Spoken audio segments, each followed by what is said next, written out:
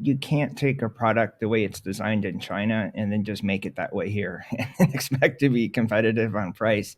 You have to find like more efficient ways of doing it, and that's what we've done. And what we found is, if you can take something, I don't know, from 20 parts down to 8 parts, I mean, it's just so much simpler to put together. You reduce the number of screws, like everything adds up.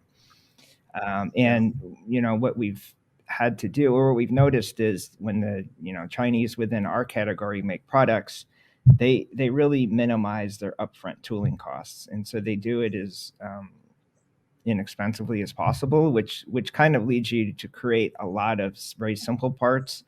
And then that puts a burden on the assembly side of it. And so what we were looking at is, well, let's make fewer parts, but they're obviously more complex parts, and they take longer to design and tool up, and the tooling is a little more intricate to Yeah. get that going. But once you have that, then your variable costs and your labor costs are really reduced, and that's, I think, one way that you can compete. Absolutely. I don't like, with us being an automation company, not all the time, just like throwing automation at something is the right thing to do. Sometimes it's like modifying the product, modifying the process. Like there's a lot of other ways to go about increasing your manufacturing throughput and efficiency. Yeah, absolutely. Yeah, I think it's really through automation and through efficiency is in it is Yeah.